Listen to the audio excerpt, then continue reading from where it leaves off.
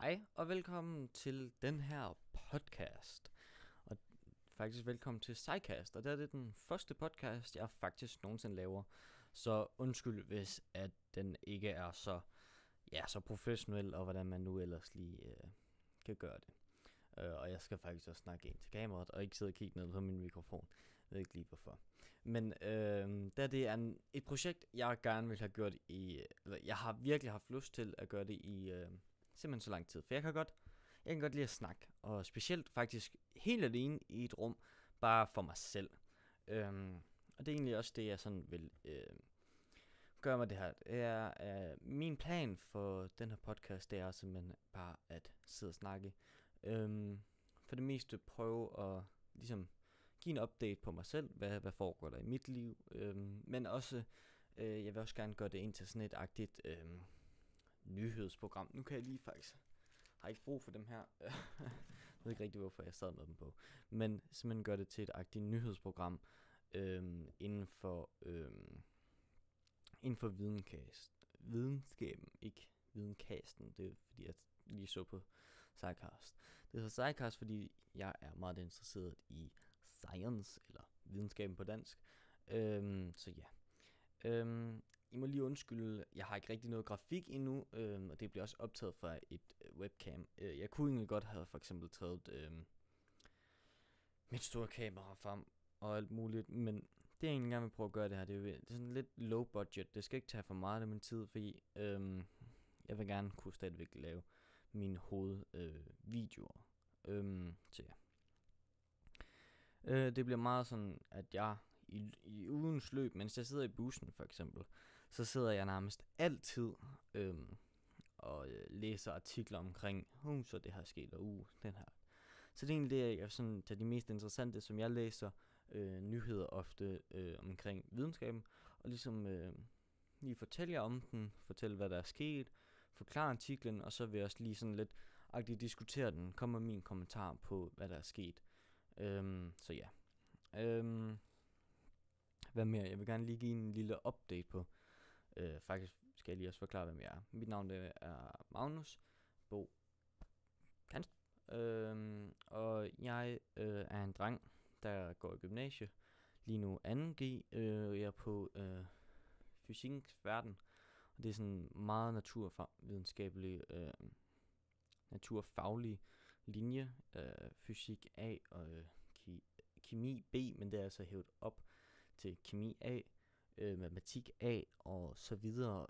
Så ja, det er sådan meget naturvidenskabeligt, og bruger meget sådan de naturfaglige metoder og alt muligt, det gørs.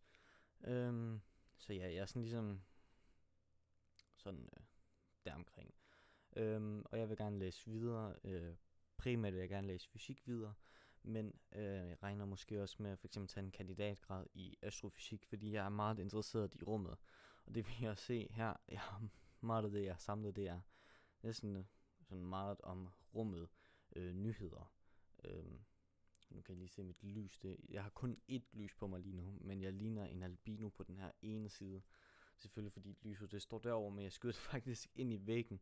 Og det er bare egentlig det, der kommer ind i væggen, der reflekterer ud på mig. Og så mega lys ud. Jeg kan lige gøre sådan der. Jeg havde egentlig brug for lidt skygge der. Men ja, nu kommer jeg på tidsspor. Så ja, jeg er ikke den mest, hvordan kan man sige det? Jeg har ikke så meget, når man lige skal trustworthy. Lige kan jeg sige det på dansk, nu kan jeg det kun på engelsk faktisk. Men ja, jeg er ikke den mest trustworthy person. Derfor selvfølgelig alle kilderne kommer til at være i min beskrivelse, som også mine hovedvideoer. Jeg har i min hovedvideo på min hovedkanal. Jeg har en hovedkanal, og det er Nørden, og der laver jeg små, ikke små, men videoer lige omkring hvad. Jeg har godt nok ikke lavet særlig mange. Jeg har ikke rigtig taget en pause. Jeg har taget en ufrivillig pause. Men det der med, at du ved, gymnasie først, og så kommer vennerne og alt det der, det har taget meget af min tid, og jeg har også haft sådan en kreativ blokade, hvis man skal sige det på den måde. Så ja. Det var egentlig lige, hvad der er sket med hovedkanalen der. Jeg har haft sådan lidt ikke rigtig kunne ville gerne skabe, men har ikke rigtig været i stand til det. Så har der enten ikke været tid, når jeg rigtig gerne ville det, eller så når jeg ikke så gerne vil, eller når jeg har tid til det, når der ikke er så mange afleveringer, når der ikke er så mange lektier, så har jeg simpelthen ikke, så kan jeg ikke komme op med noget kreativt. For det der med, når jeg er kreativ, det er ikke noget, der jeg ligesom bare kan turn on. Det er simpelthen noget, det kommer bare til mig. Også med at skrive, jeg kan ikke bare sidde og tage en, det er jo egentlig godt, at jeg formidler videnskab, og jeg kan ikke bare formidle sådan lige, fordi så kommer der, hvis jeg sådan, hvis jeg tvinger mig selv til at sidde og prøve at formidle noget, så bliver det meget, det kommer ikke til at, det kommer ikke til at lyde godt, det kommer ikke til at være en god formidling, det kommer til at være kedeligt, og ja, det kommer ikke til at lyde særlig godt. Men jeg synes faktisk, vi skal til at ind i dagens, eller ikke engang dagens nyhederne, som jeg har taget med i dag. Nu har jeg jo gerne ville lave den her podcast i rigtig lang tid. Jeg regner med, at jeg kommer til at lave det hver søndag. Nu ved jeg så ikke, det kan godt være, at jeg optager det søndag, optager det mandag eller et andet. Men i hvert fald der mandag, tirsdag, søndag, mandag, tirsdag, kan I regne med, at der kommer en podcast op. Jeg kan heller ikke sige, at jeg gør det hver en uge, men jeg vil prøve på det. De nyheder, jeg har taget med i dag, det er faktisk, nogle af dem er helt tilbage i december. Nu har vi den 7. januar i dag, og det her kommer nok ud i morgen, og det er mandag den 8. januar. Men jeg har simpelthen lige taget nogle nyheder med, fordi jeg ville så meget gerne have lyst til at lave det her, prøve det her format ud, podcast, hvor jeg bare sidder egentlig. Nu har jeg selvfølgelig video på, for jeg vil gerne lægge det op på YouTube, men det jeg egentlig også bare kan gøre, det er, at jeg tager lyden herfra og lægger det op på iTunes, Spotify eller et eller andet i den stil. Nu ved jeg ikke, kommer jeg ikke til at gøre med det samme, men det er selvfølgelig regnet med, når jeg kommer mere ind i det her format, så kommer det selvfølgelig derud. Så man ligesom, hvis man har lyst til at sidde, og hvis man synes, jeg er spændende nok, at kan sidde og høre det i bussen eller et eller andet. Fordi jeg er faktisk blevet helt vildt selv med formatet podcast. Jeg følger for eksempel H3, tror jeg det bliver udkaldt. Nu kan jeg mærke, at jeg faktisk skulle have noget te med eller et eller andet. Jeg har lidt cola, som jeg lige drikker. Sådan der. Men simpelthen, hvor jeg simpelthen bare, jeg tror det er tirsdag og fredag eller et eller andet den stil, hvor de ligesom har nogle gæster med inde. Og selvom det er ikke rigtig noget, der normalt vil interessere mig, så lige pludselig så synes jeg, det simpelthen er interessant. Især den måde, de snakker om det. Det synes jeg, det er interessant.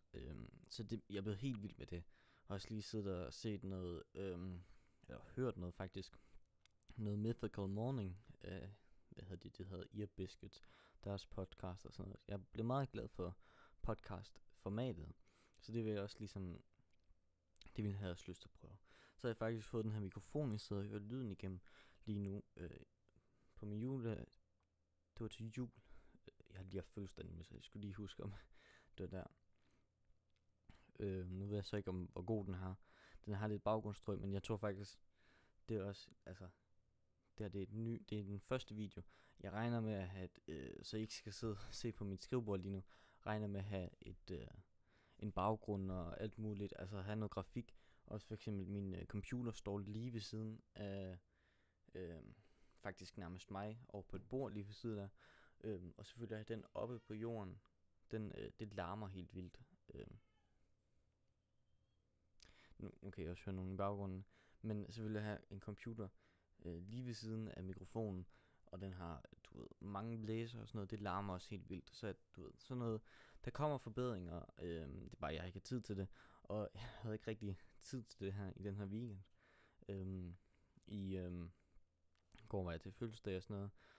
Men jeg kom hjem, og så ville jeg simpelthen lave noget. Så ja.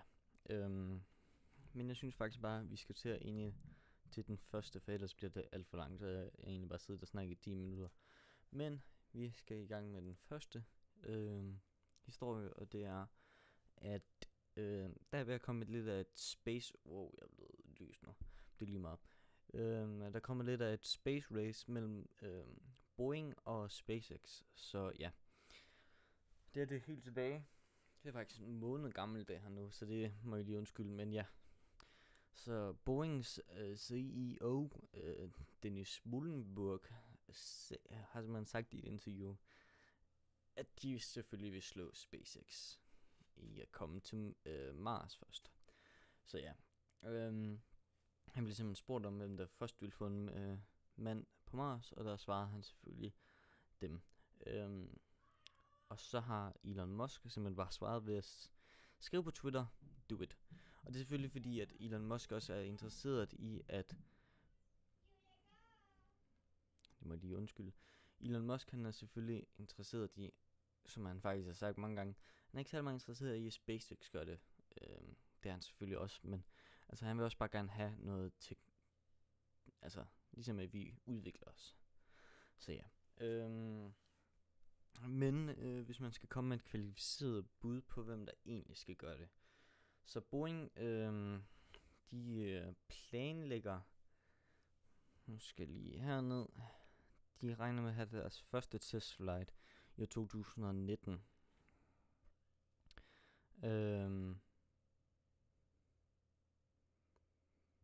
Så ja. Det betyder... Altså, SpaceX er jo allerede i gang. Falcon, de har endda en Falcon 9 launch i aften her. Jeg tror snart, om det er 4 timer. Ikke? Så de er i gang.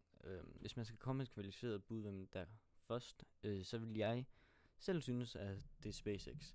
De har allerede Falcon 9, og de har et virkelig fedt koncept, det der med, at det alt sammen skal være reusable. At de lander den igen, det er altså... At de har fået det til at lykkes, og så endda så mange gange nu. Det er et kæmpe teknologisk udvikling, der har været inden for det område. Også de har nu den der Falcon Heavy hedder den, som vi også senere hen kommer til. Det altså, ja, jeg synes i hvert fald, at man i hvert fald kan se, at SpaceX er længere fremme, end hvad jeg vil sige Boeing er. Men man skal selvfølgelig også lige huske, at Boeing har været med til at simpelthen bygge en raket før. De har nemlig været med til at lave first stage til raketten Saturn 5. Så de altså har også erfaring. Men jeg vil sige, i at være i gang lige nu, så er SpaceX helt klart den, altså ligesom den kandidat, der står frem af. Og jeg vil selvfølgelig også, jeg er en lille Elon Musk-fan. Hvem er ikke det? Så ja. Elon Musk, ja. Elon Musk, han er bare en mand, som er virkelig... som er virkelig inspirerende, synes jeg selv. Og det må jeg godt nok sige, at Boeing er ikke så meget fremme i lyset, vil jeg så sige. Altså i medielyset, hvor at SpaceX, hver gang de gør et eller andet, så er det kæmpe stort og alt muligt. Så ja. Men mit bud her vil helt klart være SpaceX. Og jeg vil gerne høre jeres kommentarer, hvis der er nogen, der selvfølgelig også ser det, og det er jo selvfølgelig et nyt show, så der er ikke så mange serier til at starte med. Men altså, ja. Jeg synes faktisk bare, at vi skal videre til den næste historie. Og det er, at Trump, der er delt mening om han er smuk eller ej, men i hvert fald den her mand, Donald Trump, Amerikas, eller USA's præsident, simpelthen i december har han annonceret, at USA simpelthen vil besøge månen igen, og andre destinationer. Han har blandt andet udtalt sig, at denne gang vil vi ikke bare plante vores flag og forlade vores fodspor, vi vil etablere en fond for mulige missioner til Mars, og måske en dag til mange andre verdener. Og det har selvfølgelig har fået kæmpe støtte fra NASA, og vist også Lamar Smith, som sidder i, jeg tror det er ved House Science, Space and Technology Committees, som har simpelthen udtalt sig, at den her administrations dedikation til rummet er en forfriskning ændring i forhold til den sidste administration. Og her snakker de selvfølgelig om Obama. Man skal måske også lige så tænke lidt på, hvem at Lamar Smith han ligesom sidder indenfor. Jeg tror han er Republican, så selvfølgelig han støtter selvfølgelig Trump, og vil også gerne snakke lidt ned på demokraterne. Det er meget politisk, det her. Men ja, jeg må sige, at selve det med, at Donald Trump, han ligesom går ud og annoncerer det her, det er, for mig er det kæmpe, det er fedt, synes jeg. Jeg vil, altså, selvom det er Donald Trump og alt muligt, så det eneste, jeg rigtig gerne vil se, det er, at jeg i min tid også gerne vil se, ligesom USA og ligesom folk kom på månen. Jeg synes, at det er meget mærkeligt, eller det er ikke meget mærkeligt, men det er meget kedeligt, at man ligesom bare tog til månen, og så ligesom ikke, så kom det, man kom ligesom ikke videre. Det blev ligesom alt sammen sat på pause, og det har selvfølgelig været meget med, at månekapløbet var meget politisk også. Det var ligesom at slå russerne. Det var egentlig nærmest det hele, det handlede om. Men selvfølgelig, altså, det er kæmpe fedt.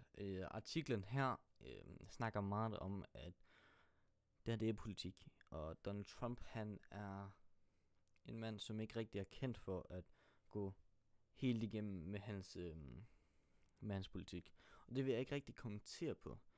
Jeg vil også bare sige, at selvom hvis de ikke får gennemført det her med at komme til månen, jeg kan ikke engang huske, hvornår det er. Er det inden 2020 eller et eller andet? Ja.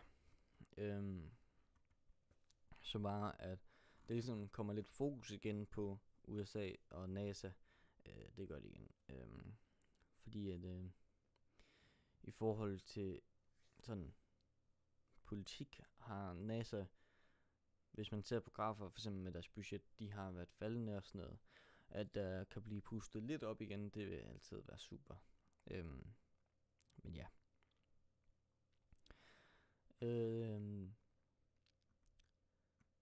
Den her artikel er nok ikke faktisk den bedste, jeg har fundet. Det er fordi, de snakker meget om politikken bagved det her. Og det er, altså selvfølgelig, det er jo også politik, når det er Donald Trump. Men ja. I hvert fald, så har de annonceret det her, og det er selvfølgelig super fedt. Men det betyder så også, at deres Mars target vil blive udskudt lidt. Og det har de også snakket meget om, i hvert fald NASA har jeg set nogle diskussioner, at de kan godt måske udsætte deres Mars, hvad kan man sige, deres Mars-plan, og så først tage til månen igen, ligesom for at få nogle træning, fordi at det er meget svært at skulle ud i ud at lave en kæmpe mission til Mars, uden rigtig at have så meget erfaring. Mange af de personer, som var med i månekapløbet, er jo nok pensioneret, og ja, og alt muligt andet. Mange af dem, de er faktisk også ved at, krasse af. Så ligesom, der skal meget til for, at man ligesom, de har selvfølgelig den International Space Station, men før man kan lave en mission, så skal man også have et helt hold bagved sig. Og det kan godt være, jeg ved det så ikke, men jeg vil da i hvert fald spekulere på, om der er mange folk, som kan ligesom drive en mission til Mars, så man skal måske endda ud og nærmest træne folk, lave nogle testmissioner, og der vil der være et oplagt mål, det er at komme tilbage til månen. Ligesom at prøve at træne sig ved at komme til månen, etablere en månebase. Man kunne jo for eksempel, det har jeg set mange idéer om, at man ligesom, i stedet for at man bare flyver fra jorden af, og så til Mars, at man simpelthen bruger månen som sådan en lille pitstop, hvor man refueler, fordi man bruger rigtig meget brændstof på at komme væk fra jordens atmosfære, og hvis du flyver til månen, så er du næsten allerede ude af jordens atmosfære helt, og så altså du skal ligesom ikke tænke på alt muligt luftmodstand og alt muligt. Så ja, det er, den her nyhed ser jeg kun som godt, også selvom det har noget med Donald Trump at gøre. Ja, så vi skal faktisk videre til vores næste historie.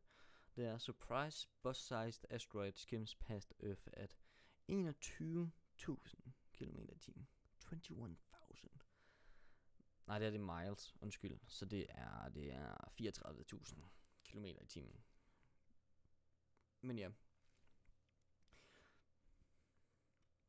simpelthen en asteroide på størrelse med en bus misset jorden. Det er lidt mærkeligt at sige misset, fordi så får det her lyd, som om man faktisk gerne vil have den til at ramme jorden. Men selvfølgelig, den ramte ikke jorden. Men det var inden for en radius på 224.000 kilometer. At den, altså det var sådan den tætteste på jorden, den kom.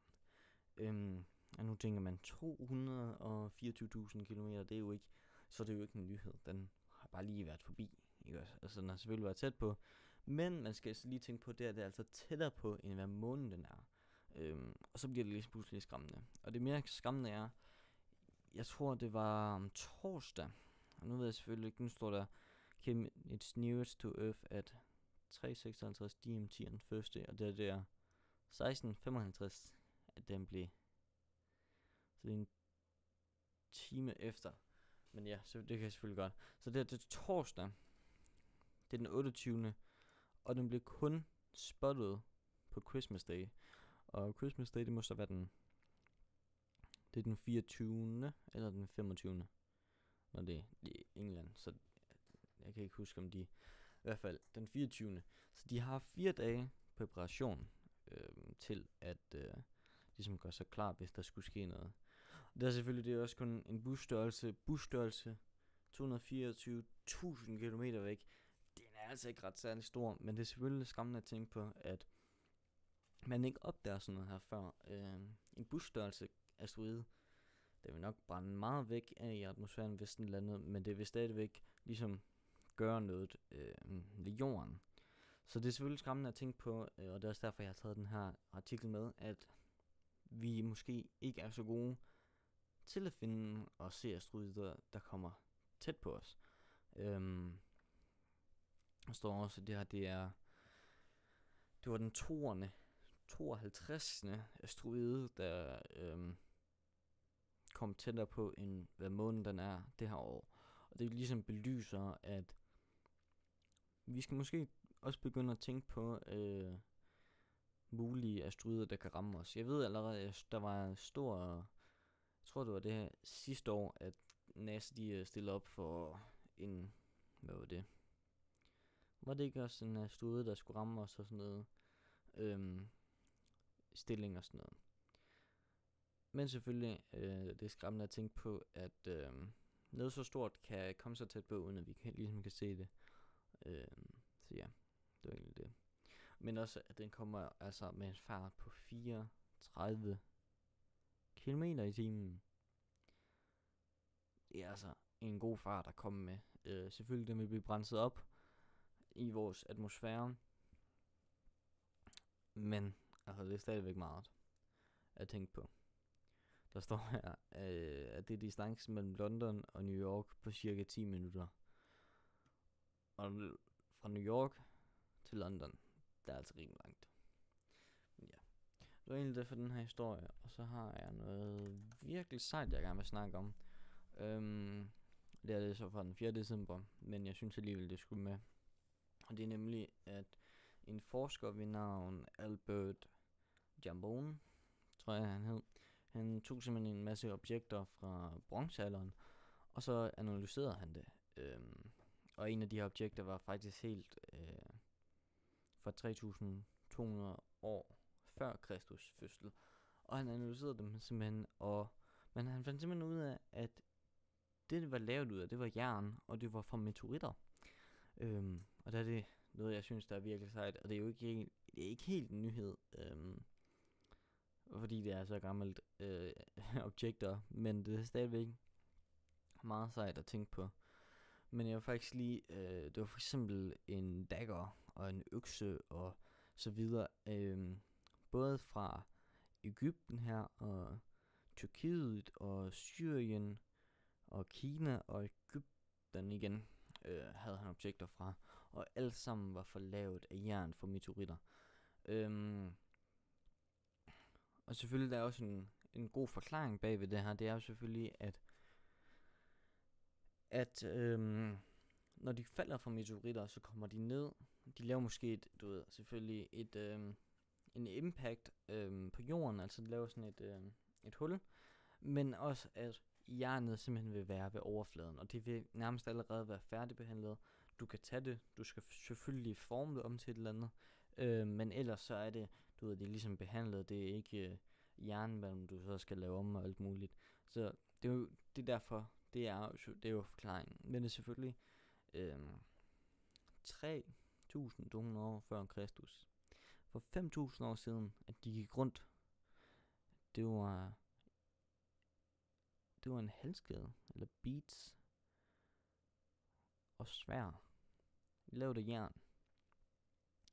Jeg ved godt, man tænker jo ikke helt sådan, man tænker ikke, at mennesker har været så uciviliseret, som vi er, men det har de jo altså. Og jeg synes bare, det er vildt at tænke på. Også at det er fra meteoritter. Nu synes jeg ikke helt, at det er hverdag, at man finder jern, der ligger og flyder. Selvfølgelig, vi rykker også meget mere på vores jord.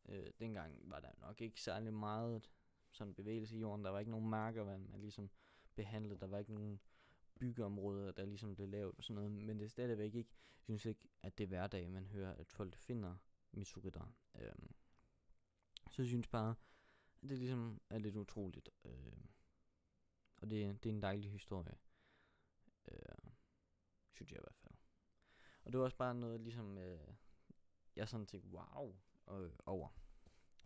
Men videre til næste historie.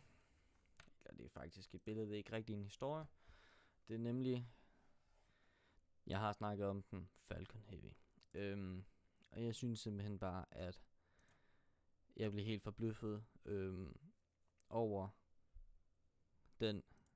Det er jo teknisk set, han har taget 3 Falcon 9's, og så har han taget Dragon, du ved sådan den kapsel, alt hvad den egentlig bærer det er i, har han egentlig taget af de 2, og gjort så bare, at det ligesom kan separere sig. Og så har han bare taget en af dem med Dragon-kapsulen på, og så har han egentlig bare, lige sat dem sammen. Der er selvfølgelig mere teknisk data til det her, men det giver altså bare en raket, der siger noget. Og nu kan vi se her, 1, 2, 3, 4, 5, 6, 7, 8. Den har 9. Er det Merlin motor eller et eller andet den stil.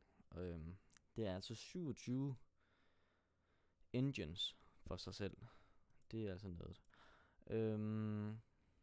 Nu kan vi lige se her. Han har lagt rigtig meget ud med det. Det her, det er, at den står på platformen. Og jeg så også, hvad det her? Nej, jeg kan lige prøve at gøre det herover. Jo, jeg har den faktisk lige her. Det her, det er i forhold til den, en af de største raketter, Saturn 5, og så Falcon Heavy. Det er selvfølgelig, den er ikke så stor som Saturn 5, men Saturn 5 var altså også en raket, der ville noget. Så bare det der, det er jo ikke engang den raket, han har lige nu. Det her, det er jo meget, jeg tror faktisk, den første mission har han snakket om.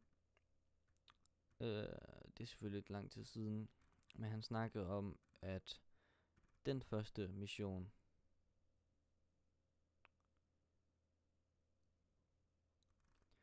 nu skal jeg lige langt tilbage, at den første mission, den kommer til at være, er det til Mars? Ja, den første mission, den kommer til at være til Mars, med hans bil inde i. Han har en specielt lavet, hvad hedder det, Tesla Roadster, i en speciel farve. Okay, jeg kan desværre ikke finde det er også lidt, det er lidt improviseret det her.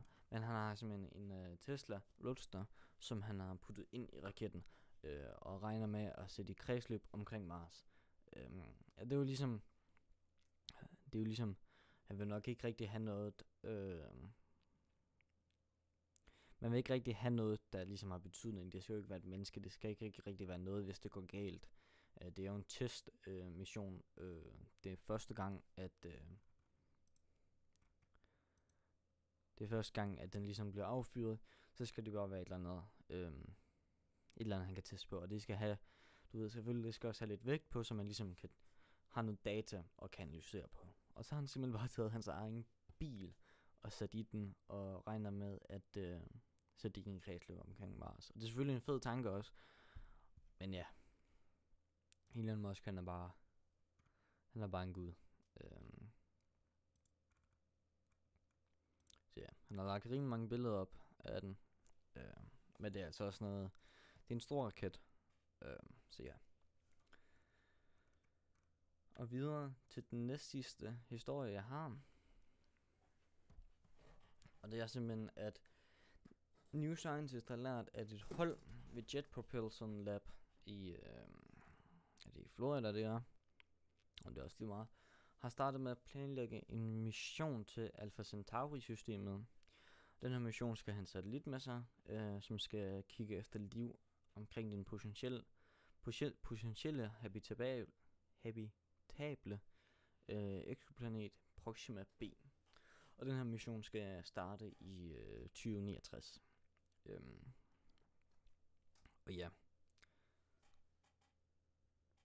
Undskyld. Puha. Og så tænker man også 2069, det sagde mig lang tid. Jeg sagde mig lang tid til at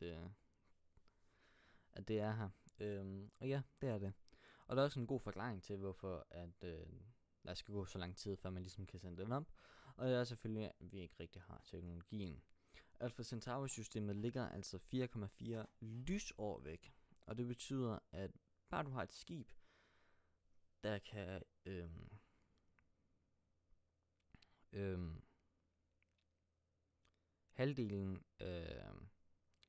en tiendedel af lysets hastighed, så tager det altså stadigvæk 44 år om at komme derhen. Og det tager altså også lige 4,4 år for at du får din data igen. Og bare du skal kommunikere med den, tager 4,4 år.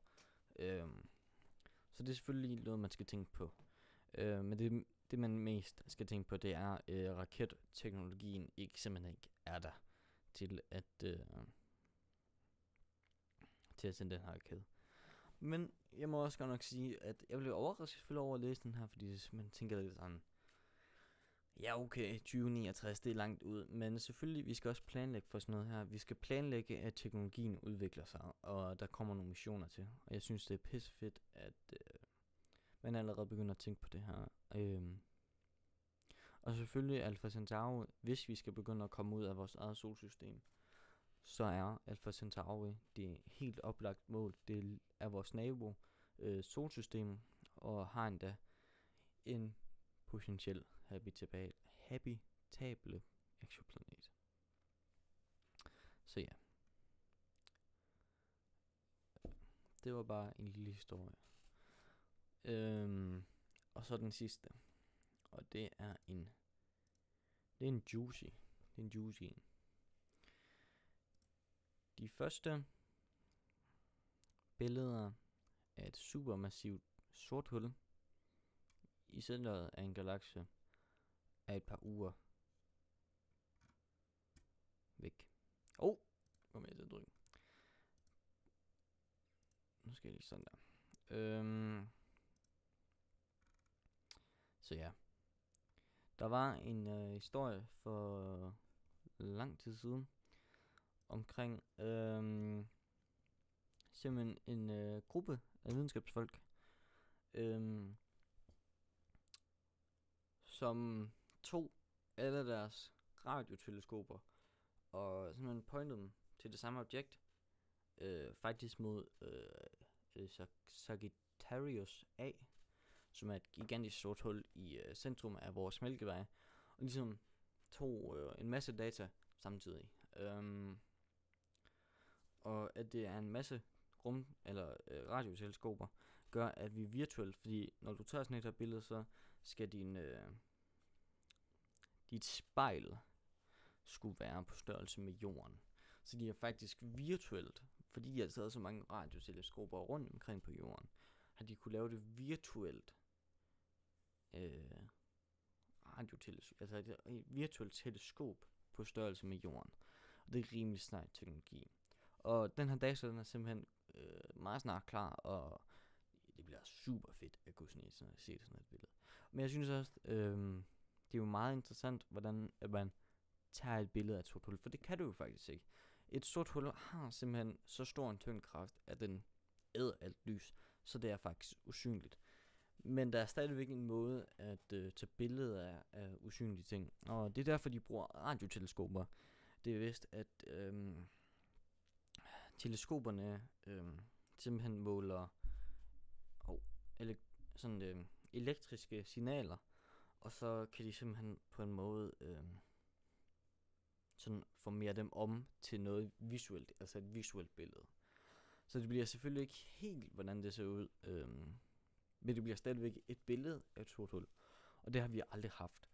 Alle de billeder af sorte huller, du ser, det er rent kunstneriske billeder. Det er, hvordan en kunstner tænker, at et sort hul vil se ud. Vi ved det ikke. Og det er derfor, at det her, det er en kæmpe nyhed, og jeg glæder mig simpelthen sådan til at se det. Og den her artikel, det er fra den 19. december. Så selvfølgelig ikke så lang tid, men stadigvæk, når der står are weeks away, så er vi selvfølgelig tættere på i dag. Og det, altså når det kommer ud, så kommer det helt klart på podcasten, og jeg kommer bare til at sidde, og fordi det kommer altså til at, det kommer til at være fedt. Så billedet vil være klar om et par uger til måneder. Selvfølgelig der er lidt der. Og det der faktisk er værd, det er, det er faktisk lang tid siden, at de tog billedet, men det tager simpelthen, de tog simpelthen så meget data, at få alle de her signaler om til billedet, og ligesom sætte det sammen og sådan noget. Det tager rigtig lang tid. Så ja.